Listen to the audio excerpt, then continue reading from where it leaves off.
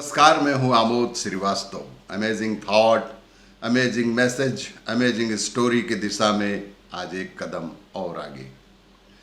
आज कुछ पौराणिक कथाओं के तहत शिव विवाह का उद्धरण। पार्वती जी का अखंड तप प्रारंभ हो गया। पार्वती जी ने लक्ष्य निर्धारित करके शिव जी में अपने मन को लगाया और तप प्रारंभ किया। जीवन में लक्ष्य आवश्यक होना चाहिए। एक निष्ठा भी परम आवश्यक है। जब तक एक निष्ठ नहीं बनेंगे, हमारी साधना सफल नहीं होगी।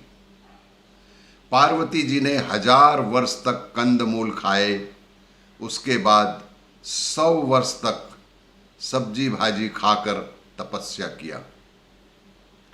तत्पश्चात सिर्फ जल और वायु पीकर के तपस्या किया, साथ ही साथ लंबा उपवास भी किया। यही नहीं, पार्वती जी ने 3000 वर्षों तक सिर्फ जो बेल पत्र सूख कर गिरते थे उसे ही खाकर कठोर कठोर तपस्या की।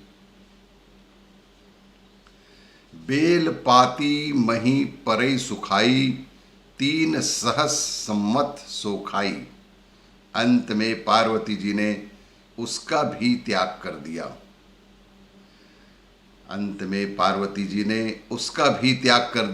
तभी से पार्वती जी का एक नाम अपर्णा भी हुआ।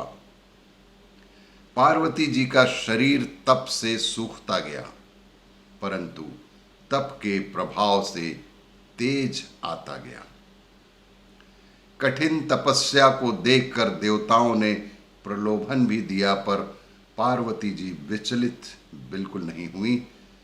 तब आकाशवाणी हुई। जब पार्वती जी बिल्कुल भी विचलित नहीं हुई, तब आकाशवाणी हुई। भयउ मनोरथ सुफल तब सुन गिरिराज कुमारी, परिहरु दुसह कलेश सब अब मिलहि हैं त्रिपुरारी। हे शैलपुत्री, तुम्हारा मनोरथ पूरा होता है। जैसा तप तुमने किया है वैसा तप किसी और से नहीं किया जाएगा। अभी तक जितने तपस्वी आए वे निजी स्वार्थ की कामना से तप करते थे। मैं वरदान पाकर अमर हो जाऊं, परंतु तुमने प्रभु को पाने के लिए तप किया। तुम धन्य हो। आपको शिव जी अवश्य मिलेंगे। पार्वती जी ने गगन मंडल से आकाशवाणी को ध्यान से सुना। तभी आकाशवाणी ने पुनः कहा कि जब तुम्हारे पिताजी बुलाने आए तो तुम तप को समाप्त करके चली जाना। अगर हमारी बात पर विश्वास न हो तो ध्यान देना, तुम्हारे पास पिता के पूर्व सप्त ऋषि भी आने वाले हैं। अगर हमारी बात पर विश्वास न हो तो ध्यान देना, तुम्हारे पास पिता के पूर्व सप्त ऋषि भी आने वाले हैं। यहाँ तो आकाशवाणी हो गई, शिव जी मिलेंगे। परंतु शिव जी मिलेंगे कैसे? वो तो सती के देह त्याग के बाद से शिव जी बैरागी बने लगातार घूम रहे हैं। कोई ठिकाना नहीं। किसी जगह राम जी का गुणगान करने लगते हैं, कहीं कोई ऋषि मुनि मिल गए तो उपदेश देने लगते हैं।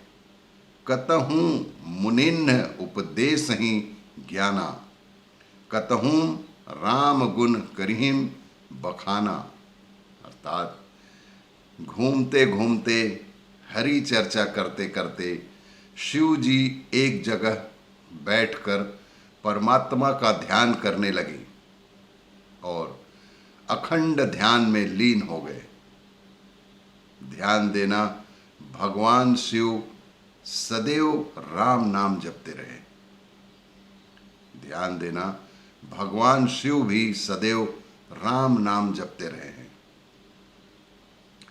अनुकूलता में भी प्रतिकूलता में भी, यहाँ हम पूजा पाठ कर रहे हैं, कोई विघ्न आया नहीं कि कहने लगे अरे मैं पूजा करता पाठ करता हूँ फिर मुझे कष्ट क्यों, अब मैं पूजा नहीं करूँगा, भगवान को नहीं मानूंगा, धर्म परिवर्तन कर लूँगा। जो जीवन की अनुकूलता और प्रतिकूलता में भी अपने नित्य कर्म को नहीं छोड़ता, वही सच्चा भक्त है। जो प्रतिकूलता और अनुकूलता में भी अपने नित्य कर्म को नहीं छोड़ता, वही सच्चा भक्त है। शिव जी जब सती थीं तब भी राम नाम ही जपते थे और इन्हीं राम जी पर शंका करने के कारण सती जी का त्याग किया। फिर भी कोई उलाहना नहीं कि तुम्हारे कारण ही मेरा विछोह हुआ। सती के देह त्यागने के बाद भी वही राम जी का नाम स्मरण करते रहना, भक्त कभी शिकायत करना जानता ही नहीं। न गलत चाहता हूँ न चाहता हूँ गलत हो, जो तुम चाहते हो मैं भी वही चाहता हूँ। इसलिए शिव जी जपहीं सदा यदा कदा नहीं सदा, शिव जी की निष्ठा से प्रसन्न होकर श्री रामचंद्र जी प्रकट हो गए। देखिए गोस्वामी तुलसीदास जी की लेखनी का कमाल। गोस्वामी तुलसीदास जी लिखते हैं, प्रगटे राम कृतज्ञ कृपाला, प्रगटे राम कृतज्ञ कृपाला, रूप सील निधि तेज विशाला। गोस्वामी बाबा ने शब्दों का चयन कृतज्ञ किया। कृतज्ञ का अर्थ किसी के दिए हुए उपकार को याद रखना। हमें यह सदैव स्मरण होना चाहिए कि अमुक ने मेरे साथ क्या उपकार किया है। जो उपकार को नहीं मानता, उपकार को भुला देता है, वह कृतघ्न कहलाता है। इसीलिए जीवन में कभी भी कोई आपके ऊपर उपकार करे तो कृतज्ञ रहिए, कृतघ्न कभी ना हुए। और कृतज्ञ जो भी व्यक्ति रहेगा, जीवन उसका ही सफल होगा। कृतज्ञ रहें, एहसान फरामोश ना बने। यही आज की कहानी का मैसेज है, संदेश है। और भी इसी तरह की कहानियों के लिए देखते रहिए मेरा वीडियो। लाइक करें, शेयर करें और सब्सक्राइब अवश्य करें।